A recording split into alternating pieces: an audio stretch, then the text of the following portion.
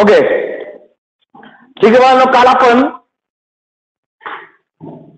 पहिला पॉइंट पाहिला की दिलेलं इक्वेशन क्वाड्रॅटिक इक्वेशन आहे किंवा नाही हे ओळखणं, बरोबर आहे. आणि जे सॉल्व्ड एक्झाम्पल होते 4 आणि अनसॉल्व्ड एक्झाम्पल होते 6, बरोबर आहे. बरोबर आहे. काल सगळे एक्झाम्पल पाहिले आपण, सॉल्व्ड पण आणि अनसॉल्व्ड पण. ओके, आज आपण याला पुढचा पॉइंट घेणार आहे की दिलेलं इक्वेशन. काल आपला क्वेश्चन नंबर 2 झाला, प्रॅक्टिस सेट 2.1 मधला क्वेश्चन नंबर 2 झाला. आज आपण लगेच कंटिन्यू करून हा जो काय पूर्ण पॉइंट आहे तो कम्प्लीट करणार आहे. मग यासाठी घ्या पुढे question number 1. Question number 1, right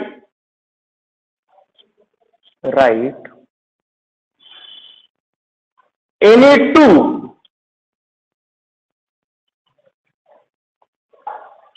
quadratic equation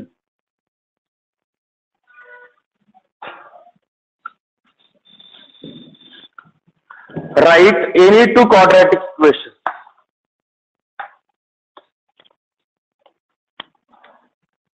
okay, solution लिहा बरं. कोणते पण 2 क्वाड्रॅटिक इक्वेशन तुम्हाला मानाने लिहायची. मग क्वाड्रॅटिक इक्वेशन कोणत्या फॉर्मचा असतं रे बाळांनो? जनरल फॉर्म काय आहे? ax² + bx = 0. याच्यामध्ये अट काय आहे का हा a0 चालणार नाही. a b c हे तिन्ही नंबर्स आहे, पण याच्यामध्ये a जो आहे तो a0 चालणार नाही. a0 घेऊ नका, बाकी तुम्ही b c काही घ्या. a b c च्या जर नंबर टाकले तर बाबा जे तुम्हाला भेटेल ते काय असेल? Quadratic equation. करा बरं तयार. फक्त a ची व्हॅल्यू 0 घेऊ शकत नाही. a b आणि c कोणतेही नंबर घ्या, कोणतेही नंबर, ऑटोमॅटिक इक्वेशन तयार होईल. म्हणजे फॉर एक्झाम्पल एखादा काय म्हणेल, पहिलं एक्झाम्पल आहे करा. a च्या ऐवजी मी घेतो 2x² + 3x + 4 = 0. फक्त तुम्हाला a b c जाऊ ना, त्या a b c च्या ऐवजी काय करायचं? नंबर्स टाकायचे. काय टाकायचे? नंबर्स. कोणतेही टाका तुमच्या मनाने. तुम्ही प्लसच घेतले पाहिजे, गरज नाही. त्यानंतर असं घेतलं तर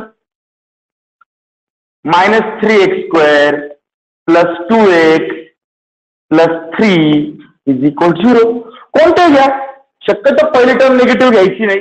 निगेटिव्ह असेल निगेटिव्ह घेऊ नका, म्हणायचं घ्यायची आपला a ची व्हॅल्यू निगेटिव्ह घेऊ नका.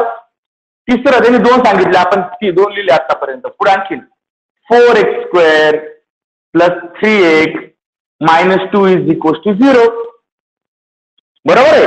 म्हणजे मी काय करायला, हे जे ना ax² + bx + c = 0, इथं मी a b c च्या व्हॅल्यू घेतोय फक्त मला. बरोबर आहे. बाकीच्या इक्वेशन जास्त राहतंय. आणि हे काय बाळांनो? Quadratic equation. उद्योग समजलाय? क्वाड्रॅटिक इक्वेशन का? याच्यामध्ये 3 टर्म आहे. कोणत्या कोणत्या? Square term, variable term, constant term. बरोबर आहे. याला काय म्हणतो आपण? Quadratic equation. का? इथं एकच व्हेरिएबल आलाय. कोणता? x. आता हायेस्ट पॉवर किती आहे? 2. मग याला आपण काय म्हणणार आहे? Quadratic equation. असे मी तुम्हाला तुम्ही किती एक्झाम्पल लिहू शकता? किती पण लिहू शकतो ना. त्यांनी 2 विचारलेत, आपण किती पण एक्झाम्पल लिहू शकतो. प्रॅक्टिस सेट 2.1 चा पहिला क्वेश्चन आहे हा. ओके, लिहा. हा इक्वेशन तुम्ही तुमच्या मनाने लिहा. हे नाही लिहिले पाहिजे, गरजेचं नाही. तुम्ही कोणतेही इक्वेशन लिहू शकता, पण ते क्वाड्रॅटिक असले पाहिजे फक्त.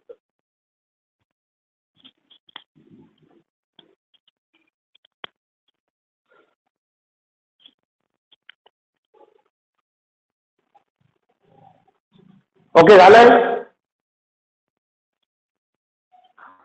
नेक्स्ट हे पुसणार आता मी. नेक्स्ट क्वेश्चन नंबर 2 काल आता झाला. हो, मग आता क्वेश्चन नंबर 3 घ्या.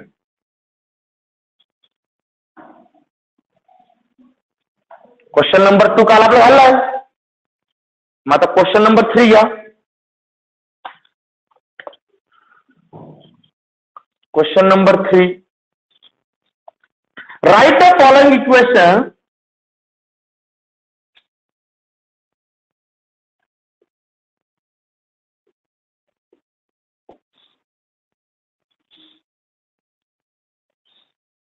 Write the following equation in the form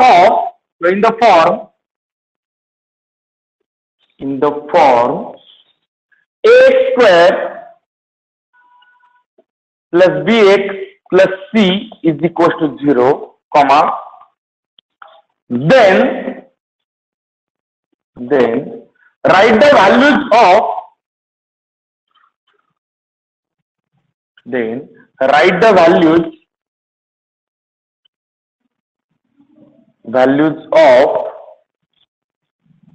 a, b, c for each equation.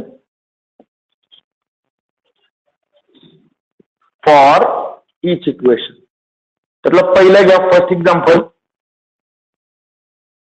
2y is equals to 10 minus y square. Okay, आता बघा नीट लक्ष द्या. हाच क्वेश्चन जर समजा तुम्ही टेस्ट घेतली तर मी थोडासा वेगळा विचारेन. म्हणजे त्यामध्ये ट्विस्ट काय करता येतो बाबर का? ट्विस्ट असं करता येतो क्वेश्चन मध्ये, write the following equation in the general form. General form म्हणजे कोणता? X square plus b x plus, बरोबर आहे. And then write the values of a b. मग काय आपला जनरल फॉर्म म्हणजे कोणता? तर आपण कोणता जनरल फॉर्म घेऊन राहिलोय? क्वाड्रॅटिक इक्वेशन जनरल फॉर्म काय येतो? X square plus b x plus c is equal to 0, बरोबर आहे. ओके, आता नीट लक्षात घ्या याचा अर्थ काय. पहिली क्वाड्रॅटिक टर्म असली पाहिजे, स्क्वेअर टर्म, बरोबर आहे. 2 नंबरला व्हेरिएबल टर्म आणि 3 नंबरला कॉन्स्टंट टर्म. तुम्हाला जे इक्वेशन दिलंय ना, त्या इक्वेशनचं कन्व्हर्जन तुम्हाला या फॉर्मला करायचं. व्हेरिएबल कोणताही असू द्या. मग तुम्ही म्हणता जनरल मध्ये एक्स दिलाय, एक्झाम्पल मध्ये वाय आलाय, व्हेरिएबलचं डोकं लावायचं नाही, फक्त टर्म का साठीच करायच्या. पहिली टर्म स्क्वेअर, नंतर व्हेरिएबल आणि नंतर कॉन्स्टंट. स्क्वेअर टर्मचा कोइफिशियंट शक्यतो निगेटिव्ह नसावा, आला तरी काय फरक पडत नाही, पण शक्यतो ऍडजस्ट करण्यासाठी स्क्वेअर टर्मचा कोइफिशियंट निगेटिव्ह ठेवायचा नाही. मग सोल्युशन आता समजून घ्या. पहिलं एक्झाम्पल, मग दुसऱ्या तुम्ही सॉल्व्ह करायला सुरुवात करा वाटलं तर. सोल्युशन बरोबर का? सर्वात पहिले दिलेलं इक्वेशन लिहायचं. सोल्युशन गिव्हन इक्वेशन कोणतं आहे? 2y is equal to 10 minus y square. Problem काय राहणार जनरल फॉर्म मध्ये? त्याच्यामध्ये जनरल फॉर्म मध्ये हा जनरल फॉर्म बरोबर का? राईट साईडला काय रे? 0. इथं राईट साईडला 0 आहे का? इक्वल टूच्या राईट साईडला 0 नाहीये. मग काय करावं लागेल आता आपल्याला? ही टर्म इकडे घ्यावी लागतील, बरोबर आहे. आता साईड चेंज केली का काय साईन काय होतं? चेंज होतं. म्हणजे फॉर एक्झाम्पल आपले सुद्धा आपले आमदार पहिले कशात होते? राष्ट्रवाद होते. त्यांची चिन्ह साईन कोणतं होतं? घड्याळ, बरोबर आहे. साईड चेंज केली त्यांनी, साईन बदललं, काय झालं आता? कमळ. साईड चेंज केली का साईन चेंज होत, बाकी डोकं लावायचं नाही. मग आता बघा कसं पहिले डायरेक्ट अरेंज करून घेऊ आपण. हा वाय स्क्वेअर इकडे मायनस आहे, इकडे आलं तर काय होईल? देअरफोर तो प्लस झाला. प्लस लिहिला किंवा नाही लिहिला काही फरक पडत नाही. पहिल्या टर्मला प्लस, आता याला साईन नाहीये म्हणजे हा काय आहे? प्लस आहे. याची साईड बदलली का आपण? नाही, मग साईन तेच राहील 2y. हा 10 इकडे प्लस इकडे तर इज इक्वल टू, आलं का रे जनरल फॉर्मला? पहिली टर्म स्क्वेअर आहे, दुसरी व्हेरिएबल आहे आणि तिसरी कॉन्स्टंट आहे.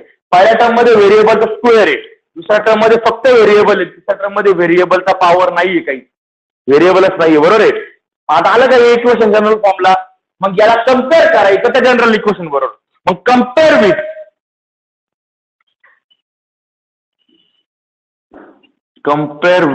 कोणाबरोबर कम्पेअर करायचं? ax square plus bx plus c is equal to 0. General form. मग तुम्ही म्हणता सर व्हेरिएबल चेंज होते, व्हेरिएबलचा विचार घ्यायचा नाही, व्हेरिएबल काही होईल तशी डोकं लावायचं नाही आपलं आता.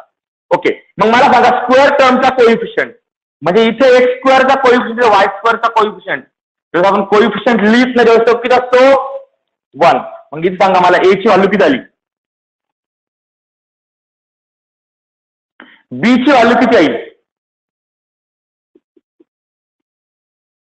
आणि सी ची व्हॅल्यू किती -10. व्हॅल्यू घेताना नेहमी साईननुसार घ्यायची. ओके, इथं साईन प्लस होतं प्लस लिहिलंय आपण, इथं प्लस होतं लिहिलंय मायनस साईन लिहायलाच लागणार. ओके, क्वेश्चन तोच होता का बरं, find the values of A B C. General formula घेतलं, एबीसी व्हॅल्यू फाइंड केल्या. अडचण बोला बरं, अरे समजलंय. ओके, एक्झाम्पल लिहा आहे आणि पुढचं तुम्ही सॉल्व्ह करा.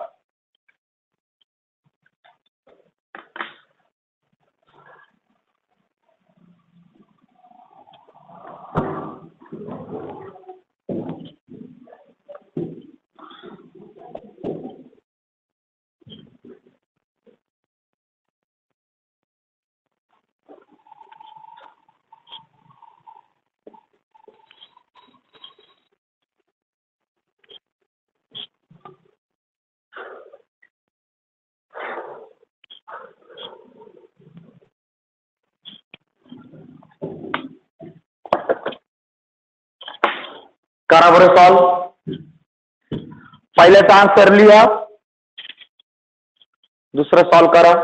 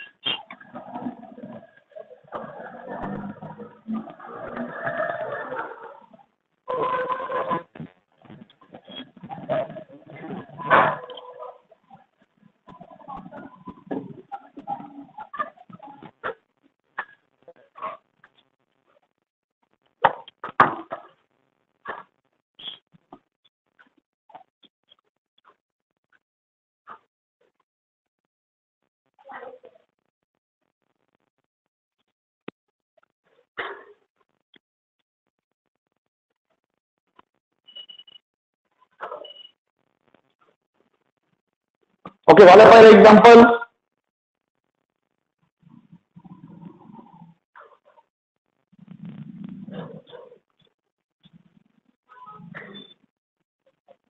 गिवन इक्वेशन रायटिंग बंद करू.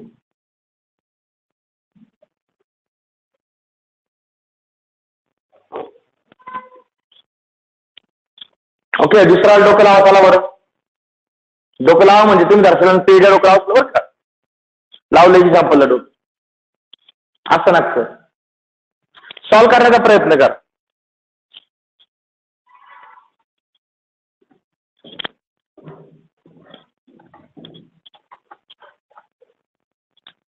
पहिली स्टेप प्रत्येकाला येईल solution.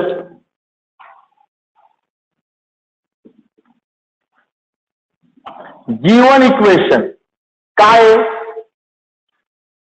x -1 bracket square is equal to 2x + 3. आता मला इथे फॉल्ट झाला, काय झालं, तर ब्रॅकेटचा स्क्वेअर आला. बरोबर का, जनरल फॉर्म मध्ये कुठे ब्रॅकेटचा स्क्वेअर आहे का, अरे आहे का, बोलत चला, ब्रॅकेट आणि ब्रॅकेटचा स्क्वेअर आहे का इथे, नाहीये. मग इथं ब्रॅकेटचा स्क्वेअर झालं का, नाही. मग ब्रॅकेट स्क्वेअरचे आपल्याकडे फॉर्म्युले a + b bracket square, a - b bracket square. मग इथं आपण तो फॉर्म्युला वापरू, पण इथं कोणता मध्ये प्लस आहे का मायनस आहे.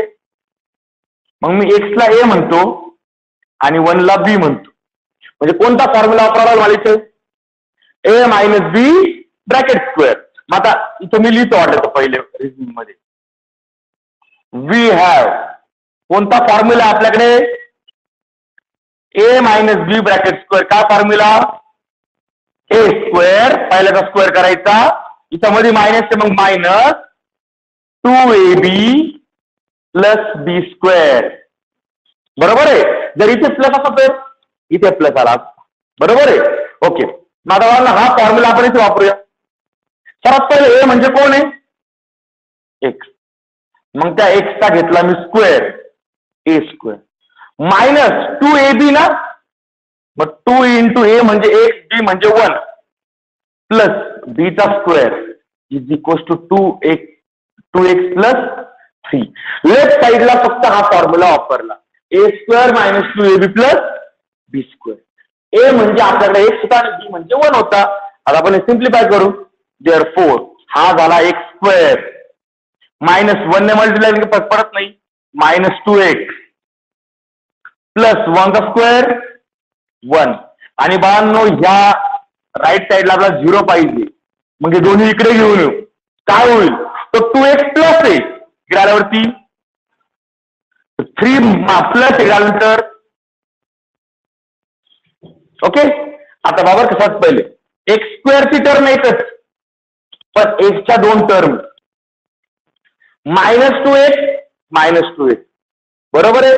दोघांमधून एक जर मी बाजूला घेऊन टाकला -2 जर साईन सारखा असतं तर आपण काय करतो, त्यांची ऍडिशन करतो. -2 म्हणजे 2 ची ऍडिशन किती होईल 4 आणि साईन कोणतं आहे मायनस. आता राहिला प्रश्न इकडे पाहून घ्या, हा 1 हा -3 कॉन्स्टंट टर्म बरोबर आहे. मग 1 -3 साईन सारखं का वेळेवर, हा प्लस आहे हा मायनस आहे. साईन सारखा असेल तर सम करायची आणि साईन जर वेगळं असेल तर सबट्रॅक्शन. पण मग मोठ्या नंबर मधनं लहान नंबर मायनस करायचा. 3 मधनं 1 गेला 2, पण साईन मोठा नंबर जायचं. मग 1 आणि 3 मध्ये मोठा कोण आहे 3, तर साईन कोणतं आहे मायनस इज इक्वल टू. झाला का जनरल फॉर्म मध्ये, बरोबर का. Square term, variable term, constant term बरोबर आहे. माझ्याला कम्पेअर करायचं कोणाबरोबर, जनरल फॉर्म बरोबर. कम्पेअर विथ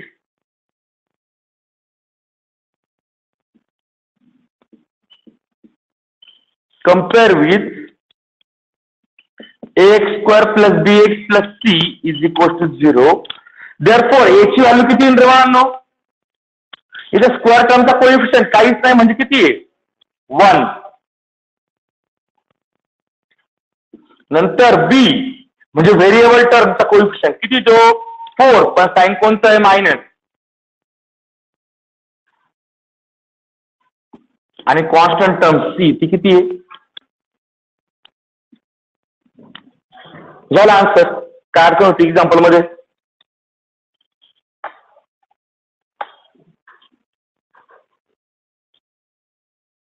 ओके ठीक आहे. तुम्हाला पुढचं एक्झाम्पल येतो मी, एक्झाम्पल नंबर 3. पहिला एक आन्सर पुसणार आहे पहिल्याचं.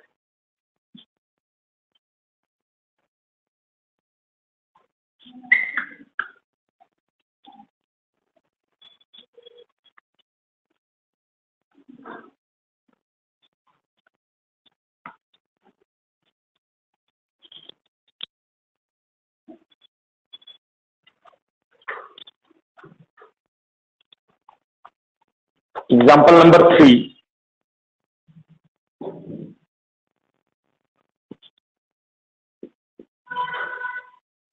X square plus 5x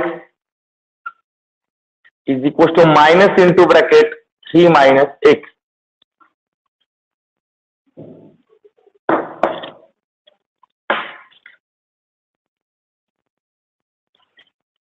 okay. Example number 2 चा आन्सर लिहा. तर रिझनिंग मधला फॉर्म्युला वगैरे सगळं लिहायचं आहे बरं का. तो रिझनिंगचा फॉर्म्युला लिहायचा आहे. हा जर आठवत नव्हता तुम्हाला, तुम्ही जर ते फॉर्म्युले विसरले होते, असं वाटतं का ते फॉर्म्युला आपण विसरले गेलते, वर समासमत ते फॉर्म्युला लिहून ठेवायचा.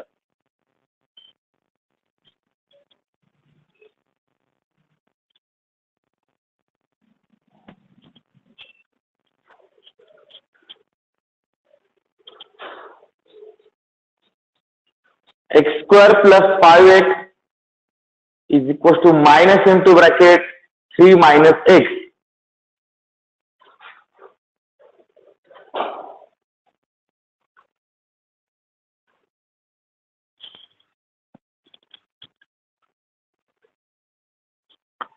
ओके बाळांनो, एक्झाम्पल नंबर 3 करा बरं सॉल्व प्रत्येकाने.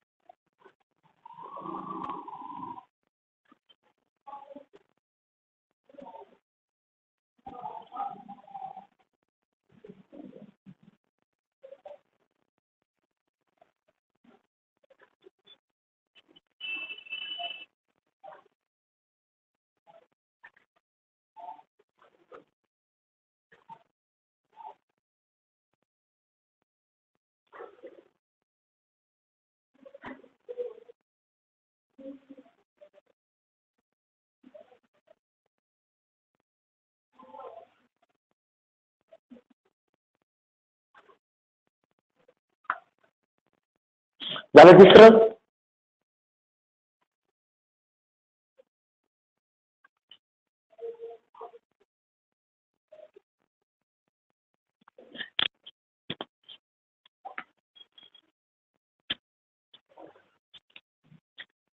ओके, एक्झाम्पल नंबर 3चा आन्सर लिहिलं प्रत्येकाने. बघा चुकलं तरी चालेल पण ट्राय करायचं. ट्राय नाही केलं तर काहीच फायदा नाहीये. ट्राय करायचं, तुला चुकून जायचं काय फरक नाही पडत. Okay, solution. सर्वात पहिली ओळ ही तर काय चुकणार नाही कोणाची. गिव्हन इक्वेशन काय येते? x² -3 - x. बरोबर आहे. ओके, सर्वात पहिले कुठेही ब्रॅकेट नको ना आपला. पण इथे ब्रॅकेट स्क्वेअर वगैरे नाही, ब्रॅकेटच्या बाहेर मायनस आहे. डोक्यात ठेवा, मायनस जी आहे ही पप्पाची प्रॉपर्टी. 2 पोरं आहे, काय करायची? वाटून द्यायची. मग ही जी काही प्रॉपर्टी आहे ही दोघांना वाटून द्या ना. मग आता काय होईल? देअरफॉर x² + 5x = हा 3, हा मायनस जर 3 तर काय होईल? -3. आणि हा मायनस मायनस काय होऊन जाईल? बरोबर आहे. पण आता ठीक आहे, ब्रॅकेट नव्हता मग ब्रॅकेट गायब केला. आता पुढचा मुद्दा, राईट साईडला काय पाहिजे? 0. मग राईट साईडला जर 0 पाहिजे असेल ही टर्म घेऊन या इकडे. आता साईड चेंज करताना साईन चेंज होऊन जाईल. x² + 5x, हा -3 इकडे आला तर, हा +x इकडे आला तर = 0. बरोबर आहे. आता फक्त बघा, स्क्वेअर टर्म एकच आहे पण व्हेरिएबल टर्म किती रे? 2. आणि कॉन्स्टंट टर्म पण एकच आहे. मग व्हेरिएबल टर्म या सारख्या टर्म मध्ये आल्या, मग यांची ऍडिशन सबट्रॅक्शन काय असेल ते करायचं. x² 5x मधनं हा 1x गेला, 4x. साइन कोणतं घ्यायचं? प्लस.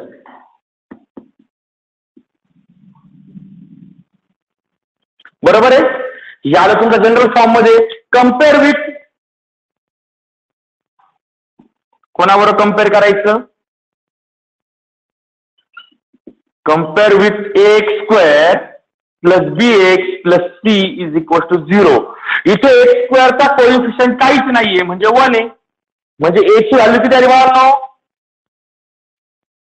1. त्यानंतर b ची व्हॅल्यू 4 आणि c ची value 3.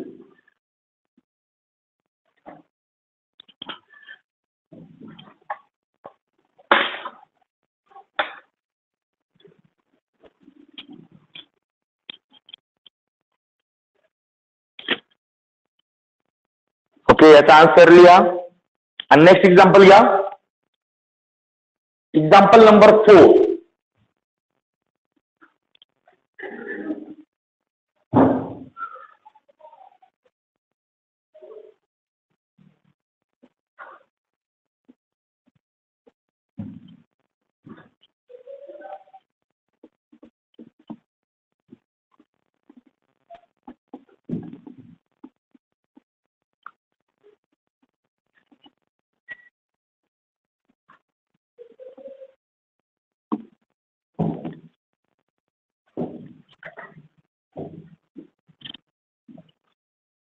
Okay, example number 4. 3m² = 2m² - 9. 3m² = 2m² - 9. करा बरं सॉल्व. एक्झाम्पल नंबर 4 करा सॉल्व. ट्राय करा, बघा चुकलं चुकू द्या. आपल्या नोटबुक काय पुढे कोणाला दाखवायची नाहीये. चुकलं चुकू द्या, पण मेन मुद्दा हा आहे, चुकण्याची भीती वाटत असेल तर पेन्सिलने सॉल्व करा.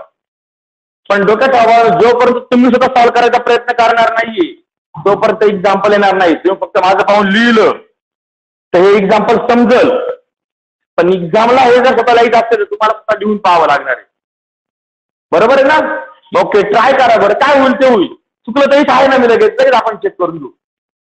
चुकलं रविंदर, चुकल्या का फाशी वगैरे नाही. काही एक्झाम्पल चुकलं का लगेच फाशी शिक्षा भेटणार आहे, मग काय झालं चुकवायचं.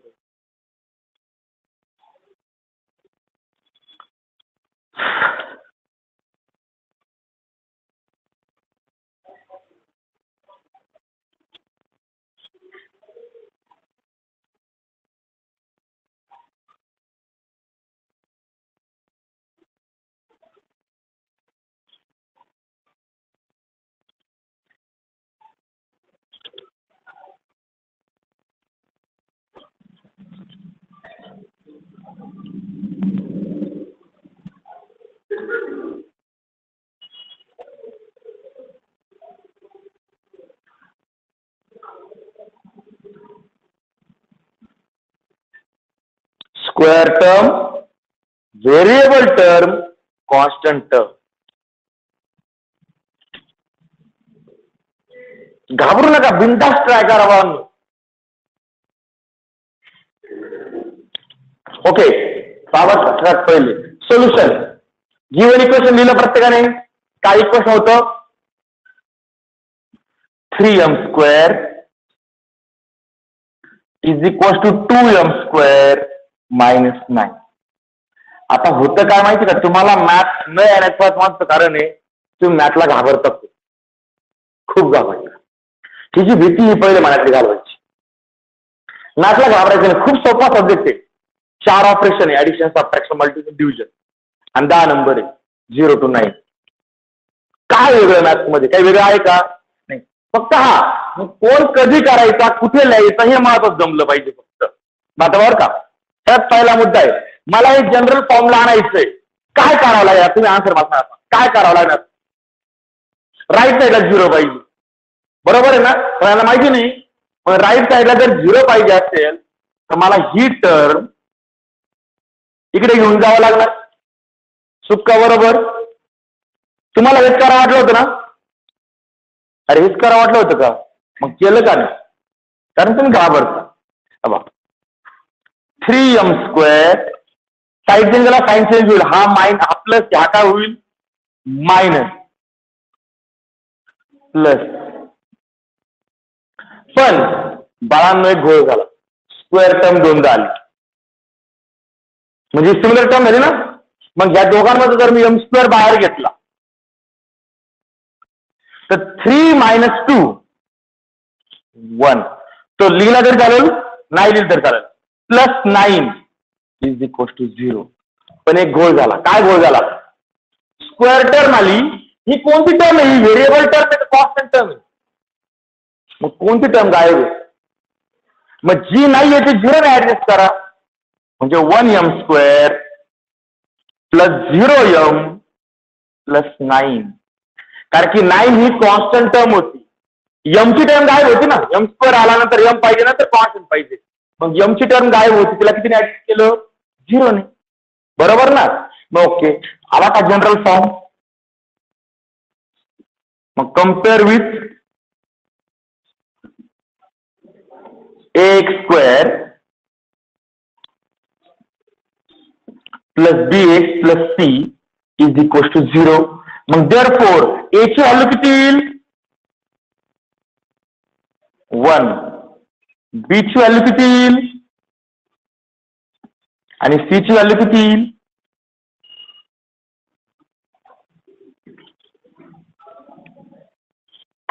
ओके, एक्झाम्पल 4 मध्ये अडचण? एक्झाम्पल 4 समजलंय? ठीक आहे, एक्झाम्पल नंबर 5 देतो मग पुढे तुम्हाला. ते लिहा, त्यानंतर 5 घ्या.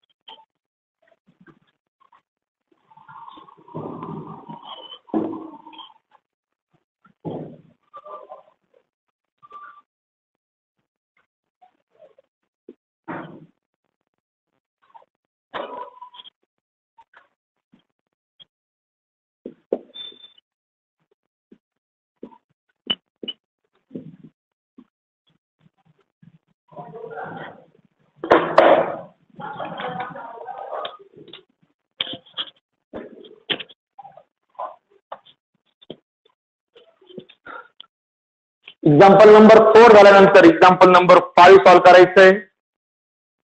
खूप स्लो घेतोय बाळांनो, कारण की जर हे समजलं नाही क्वाड्रॅटिक इक्वेशनचं पहिला पार्ट, तर की असा जो एबीसीचा उद्योग आहे ना, हा आपला पुढे खूप वेळा करायचा आहे. त्यामुळे हे एबीसी हे फाईंड करता प्रत्येकाला आलेच पाहिजे.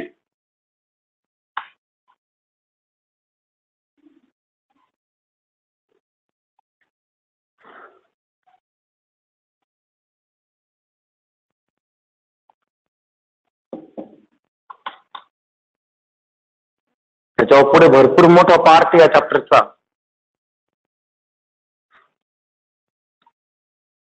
दिलेलं इक्वेशन जनरल फॉर्मला लिहिणे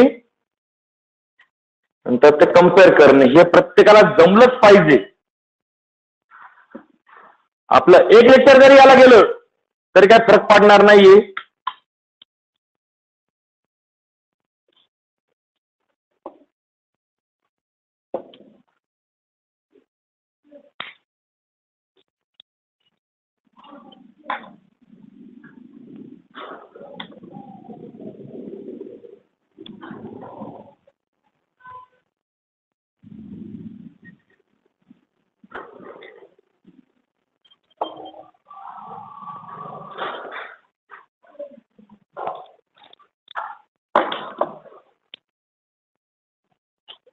झाला आन्सर 5च आलंय. तुम्ही सांगू आन्सर काय. A is equal to 6, B is equal to 3 and C is equal to 5. आलंय का बरोबर. आलं का नाही आलं. A is equal to 6, B is equal to 3 and C is equal to 5 answer यायला पाहिजे. येतंय इकडे बाबर का. आता मी सॉल्व्ह करतो. Solution given equation P into bracket 3 plus 6P is equal to -5. General form मध्ये कुठेही ब्रॅकेट नाहीये, मग मला हा ब्रॅकेट नकोय. मग आता हा ब्रॅकेट जर नको असेल तर स्क्वेअर वगैरे नाहीये. याचं म्हणणं असं, हा जो P हा या ब्रॅकेटला मल्टिप्लाय, हा मल्टिप्लाय म्हणजे याला मल्टिप्लाय आणि याला पण मल्टिप्लाय. मग 3 ला मी P ने मल्टिप्लाय केलं तर 3 into P 3P plus 6P into P, P into P square होईल 6P square is equal to -5 आहे. अडचण बोला बरं. आता बघा मी ऍडिशन आहे बरोबर आहे. ऍडिशन कशी करा काय फरक पडत. म्हणजे फॉर एक्झाम्पल सांगतो तुम्हाला भेळ करायची. फरसाण आणि मुरमुरे, मुरमुऱ्यामध्ये फरसाण टाकली काय तयार होईल भेळ, आणि फरसामध्ये मुरमुरे टाकले तर ऍडिशन. ऍडिशन कशी करा काय फरक पडत नाही. म्हणजे 3P मध्ये 6P स्क्वेअर ऍड करा किंवा 6P स्क्वेअर मध्ये 3P ऍड करा, काही फरक पडणार आहे का नाही. मग मी काय करतो दोघांची फक्त जागा बदलून घेतो. म्हणजे देअरफॉर हा काय आला 6P स्क्वेअर पुढे आला प्लस 3P मागे गेला, आणि बाळांनो ही टर्म हा मायनस इकडे आला तर काय होईल +5 इज इक्वल टू 0. आडवानं पाहून घ्या. स्क्वेअर टर्म आली का रे पहिली स्क्वेअर टर्म, दुसरी व्हेरिएबल टर्म, तिसरी कॉन्स्टंट टर्म. मग compare with ax square plus bx plus c is equal to 0. Therefore मला सांगा बाळांनो a ची व्हॅल्यू किती 6, b ची व्हॅल्यू किती 3 आणि c ची व्हॅल्यू किती.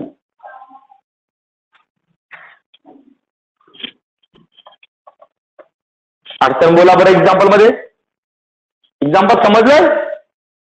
Okay next example, example number 6 इथे लिहून ठेवतो मी. एक्झाम्पल 5 चा आन्सर लिहा आणि एक्झाम्पल नंबर 6 स्टार्ट करा तुम्ही. एक्झाम्पल नंबर 6 सोपं आहे खूप. पाहूया आता किती जण एक्झाम्पल नंबर 6 चा आन्सर बरोबर लिहितात.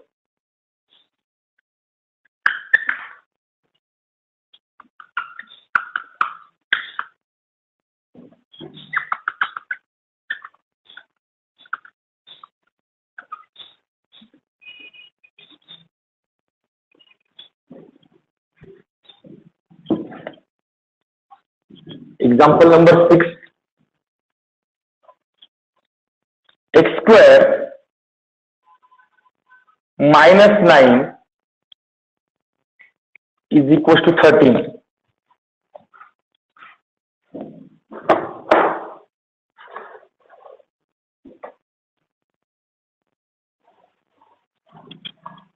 ओके, करा बरं सॉल्व.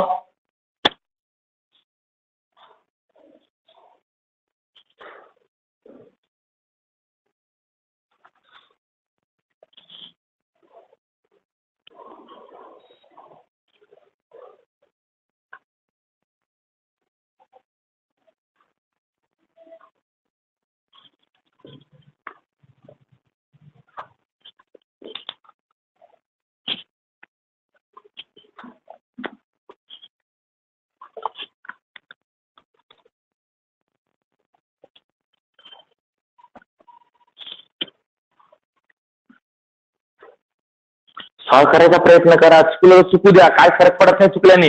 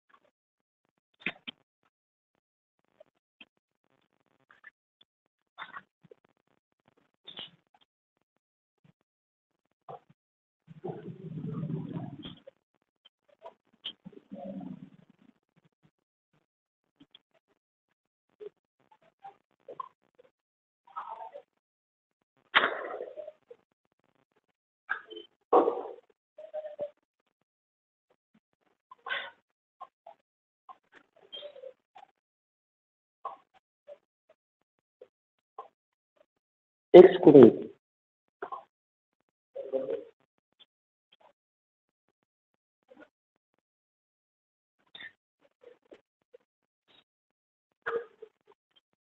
ओके, इकडे बघा. अजून तुम्ही घोळकुडे करा. लास्ट एक्झाम्पल आहे, घोळकुडे चाललाय. तुम्हाला square term, variable term, constant term करून करा. हा सिंपल मुद्दा आहे. दिलेल्या टर्म मध्ये काहीच वाढवायचं नाही. हा x square minus 9 is equal to 30. इथे कुठे मल्टिप्लाय वगैरे काय आहे का? काहीच नाही. मग सरळ सरळ आपल्याला राईट साईडला 0 करायचं आहे. मग 0 करायचं, हा इकडे प्लस इकडे आलं तर काय होईल? म्हणजे x square minus 9 minus 13 is equal 0. इथे एक्स कसं काही, बरोबर आहे. मग जर तुम्ही विचार केला तर हा काय स्क्वेअर टर्म, व्हेरिएबल टर्म आहे का? व्हेरिएबल टर्मच नाही. आणि या दोन्ही काय, मी तेव्हा तुम्हाला पहिल्या दिवशी खूप सांगितलं होतं की ज्याच्यामध्ये व्हेरिएबलचा स्क्वेअर असतो त्याला आपण काय म्हणतो? Variable term. जिथं फक्त व्हेरिएबल येतो तो व्हेरिएबल टर्म, आणि जिथं व्हेरिएबल येत असते ते कॉन्स्टंट टर्म. मग बाळांनो हा स्क्वेअर टर्म आहे, बरोबर आहे, पण इथं व्हेरिएबल टर्म नाही. त्या दोन्ही कॉन्स्टंट टर्म. मग त्या दोन्ही कॉन्स्टंट टर्मची ऍडिशन होऊन जाईल. मग यांची ऍडिशन साइन प्रमाणे करून घ्यायची. X square minus 9 minus 13 minus 20. हा, कोणती टर्म नाहीये? व्हेरिएबल टर्म नाहीये. मग केली adjust. X square plus 0x minus 22 is equal 0. Compare with A ची व्हॅल्यू भेटणार 1. इथे काहीच कोइफिशियंट नाहीये म्हणजे 1 आहे. बी ची व्हॅल्यू आली 0 आणि सी ची व्हॅल्यू आली मायनस 22.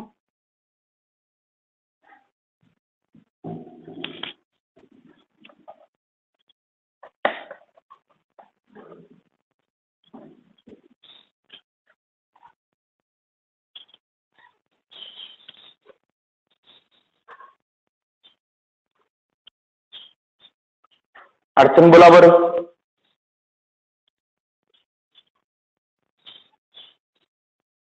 अरे अडचण, एक्झाम्पल समजायचं 6 6.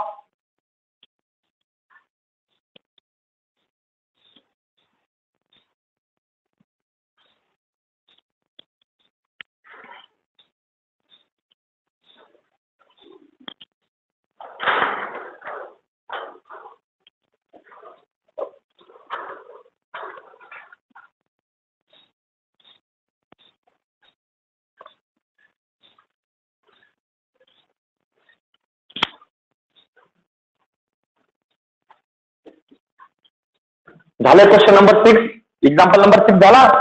ओके, आता क्वेश्चन नंबर 3 संपला. इथपर्यंत ABCचा बेसिक पार्ट आहे, म्हणजे क्वाड्रॅटिक इक्वेशन लिहिता येणं, ते समजणं, क्वाड्रॅटिक इक्वेशन आहे किंवा नाही हे समजणं, आणि त्यानंतर दिलेलं इक्वेशन तुम्हाला जनरल फॉर्मला कन्वर्ट करता येणं आणि त्यावरनं ABCच्या व्हॅल्यू फाइंड करता येणं. हा क्वाड्रॅटिक इक्वेशनच्या चॅप्टरचा बेसिक पार्ट आहे एवढा. हा प्रत्येकाला जमलाच पाहिजे. जर जमत नसेल तर आजचा होमवर्क असा आहे, आपलं लेक्चर आहे, ऑनलाईन आहे.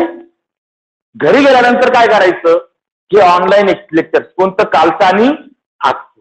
काल हा चॅप्टर सुरू झाला आपला, कालचं आणि आजचं हे दोन्ही ऑनलाईन लेक्चर परत पाहिजे, परत पूर्ण पाहिजे. हेडफोन घालायचे, मस्त वाचायचं, मोबाईल समोर त्याचा मोबाईलला हात नाही लावायचे, फक्त वाचायचं, पूर्ण लेक्चर पाहिजे, ऐकायचं, नोट तर तुमच्याकडे आहेचे, म्हणजे परत लिहायची गरज पडणार आहे का नाही. दुसरा मुद्दा की प्रत्येक गोष्ट समजून घ्यायची आणि त्यानंतर हे सगळे एक्झाम्पल बिना पाहता लेक्चर ऐकलं ना, लेक्चर ऐकल्यानंतर मोबाईल बंद करून टाकायचा, एक रफ नोटबुक घ्या किंवा पाटी पेन्सिल घ्या आणि हे सगळे एक्झाम्पल क्वेश्चन बुक समोर ठेवायचं. क्वेश्चन घ्यायचा, त्याचा आन्सर, क्वेश्चन घ्यायचा, आन्सर. नाही एका स्टेपला आणले, नोटबुक मध्ये चेक करा. तरी नाही समजलं, लगेच ऑनलाईन लेक्चर लावायचं, तिथपर्यंत उडून घ्यायचं, पुढे ते एक्झाम्पल पाहून घ्यायचं. पण या प्रकारे करा. आजचे सगळे एक्झाम्पल, म्हणजे कालचे एक्झाम्पल आणि आजचे एक्झाम्पल कंपल्सरी जमलेच पाहिजे. एक्झामला हे सगळे एक्झाम्पल येतात. म्हणजे प्रॅक्टिस सेट 2.1 यातला क्वेश्चन नंबर 1, 2, 3 हे सगळे IMP, विशेषतः 1 नाही पण 2 आणि 3 हे एक्झाम्पल्स एक्झामसाठी IMP आहेत. For 1 marks 2 marks. तर तुम्हाला ते सगळे करायचे, रिपीट करा. पण तिथे काय करतो हे प्रत्येक वेळेस समजून घ्या. बरोबर आहे. ते एक्झाम साठी पण इम्पॉर्टंट आहे. दुसरा मुद्दा, हे ज्याला जमलं ना ABCचं व्हॅल्यू काढणं, बाळांनो त्यांना एक तिथं पुढची एक एक्सरसाइज सापडेल आपल्याला, तिथं पूर्ण याच्यावर डिपेंड आहे. जर ABCच्या व्हॅल्यू बरोबर आल्या तर खाली डायरेक्ट फॉर्म्युला डायरेक्ट आन्सर. पण जर ह्या व्हॅल्यू चुकल्या, चुकीच्या व्हॅल्यू टाकल्या, आन्सर चुकीचं देईल ना. बरोबर आहे. खीर करायची, मिरची पाव टाकून दिली, होईल का खीर? मग त्यामुळे हे बेसिक मटेरियल आहे, हे तुम्हाला त्यातून एक्झाम्पल मधून सॉर्ट करता आलं पाहिजे. समजलं प्रत्येकाला? होईल आजचा होमवर्क. मी तुम्हाला दुसरे एक्झाम्पल सॉल्व्ह करायला लावत, तेच एक्झाम्पल रिपीट सॉल्व्ह करून पहा. लेक्चर्स ऑनलाईन अवेलेबल आहे, रिपीट पहा. नाही समजलं परत रिपीट राहायची. जोपर्यंत पूर्ण समजत नाही तोपर्यंत रिपीट पाहत राहायची. समजलेपर्यंत? ओके, ठीक आहे. मग पुढचा पॉइंट टाका, root of a quadratic equation.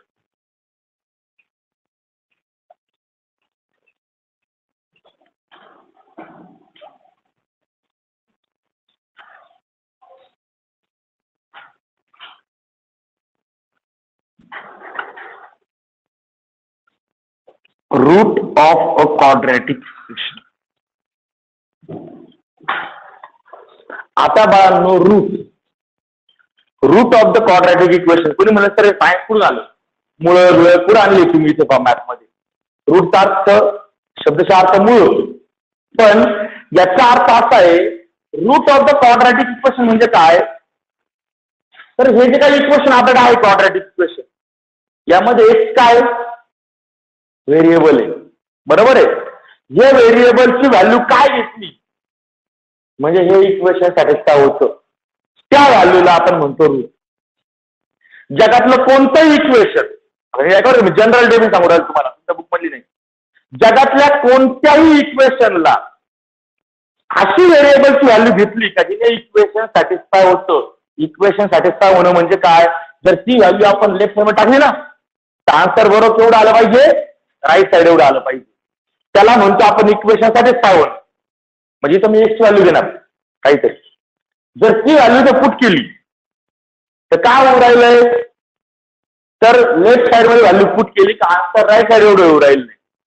त्या व्हॅल्यूला, त्या व्हेरिएबलच्या व्हॅल्यूला आपण काय म्हणतो? म्हणजे root is the value of, root कोणाची व्हॅल्यू असते? Value of variable. रूट ही कोणाची व्हॅल्यू असते? व्हेरिएबलची व्हॅल्यू असते. आणि ती काय करते? Which satisfies the given equation. मग ते क्वाड्रॅटिक असो, क्युबिक असो, फोर्थ पॉवर असो किंवा कोणतंही इक्वेशन असो. मी डायरेक्ट तुम्हाला जनरल डेफिनेशन सांगितली रूटची. समजली का? मग खाली घ्या. नोटबुक मध्ये लिहायचंय, root is the value of variable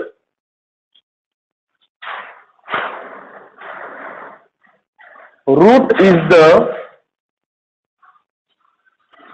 value of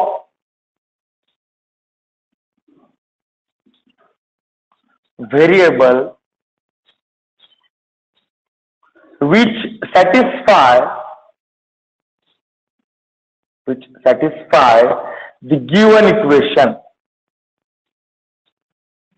which satisfy the given equation. हा, आता मी पुढे क्वाड्रॅटिक वगैरे काय म्हटलोय का रे? म्हणजे क्वाड्रॅटिकची डेफिनेशन नाही, त्याला ओव्हरऑल पूर्ण इथून पुढे जर तुम्हाला फार 11th असेल, 12th असेल किंवा कुठेही मॅथ मध्ये कोणी म्हटलं find root of the equation, तर रूट म्हणजे तुम्हाला रूट म्हणजे अशी व्हॅल्यू असते व्हेरिएबलची तर जी इक्वेशनला काय करते, सॅटिस्फाय करते. समजलं प्रत्येकाला? अरे समजलं? मग what is the root of equation? Root is the value of variable. मग त्या इक्वेशन मध्ये जो व्हेरिएबल आला असेल त्या व्हेरिएबलची काय करते ती value, which satisfy the given equation. Satisfy करणं म्हणजे काय? एलएचएस घ्या, एलएचएस मध्ये ती व्हॅल्यू टाकून द्या आणि बरोबर आन्सर कोणावर आलं पाहिजे, आर ची तेवढं तर सॅटिस्फाय होते. जर सॅटिस्फाय नाही झालं तर मग रूट नाही. म्हणजे एलएचएस मध्ये जर व्हॅल्यू टाकली व्हेरिएबलची आणि जर आर जेवढं आन्सर आलं तर इक्वेशन त्याची व्हॅल्यू आहे ती रूट आहे आणि जर नाही आली तर रूट नाही. इथपर्यंत पॉईंट समजलाय? ठीक आहे. याचे एक्झाम्पल जे आहेत ते आपण उद्या घेऊ. याचे एक्झाम्पल उद्या root of the equation, root of the quadratic इक्वेशनचे जे एक्झाम्पल्स आहे ते आपण उद्या स्टार्ट करणार आहे. उद्या जवळजवळ प्रॅक्टिस सेट संपून जाईल आपलं. सॉल्ड एक्झाम्पल पण आणि प्रॅक्टिस सेट पण. प्रत्येकाने व्यवस्थित लेक्चर करायचे. उद्या येताना आजचे एक्झाम्पल्स आणि कालचे एक्झाम्पल सगळे एकदा करून येणार आहे तर उद्या क्लास घ्यायला दोन सुट्टी. जोपर्यंत तुम्ही स्टडी करणार नाहीये तोपर्यंत क्लास घ्यायचा काही अर्थ नाही. एकदम हळूहळू चाललेलं आहे आपलं काम. गॅस स्पीड जरी गेलो तरी आपला सिलेबस वर्षात दोनदा शिकवून संपवतो. काय नाही, फक्त एवढं का प्रत्येकाने डेली होमवर्क दुसरा काय नाही करायचा. जे झालंय ना तेवढं एकदा रिवाइज करायचं. वाटलं तर रेकॉर्डिंग लेक्चर रिपीट ऐका ना, रिपीट ऐका लेक्चर ऐका. वेळ टाइमपास झोपलेत बसलेत लेक्चर ऐकत चला. कारण की बाबा हे सगळे एक्झाम्पल आहे, जे सुरुवातीचे एक्झाम्पल असतात ना बारीक बारीक, हे सगळे एक्झाम्पल एमसीक्यू साठी इम्पॉर्टंट असतात. जर यदा काळची तुमची सीट झाली परत पुढच्या वर्षी तुम्हाला हेच एक्झाम्पल्स येणार आहे. समजतंय? ठीक आहे. मग आता उद्या याचे एक्झाम्पल्स होतील. ठीक आहे. आता सायन्स लेक्चर आहे.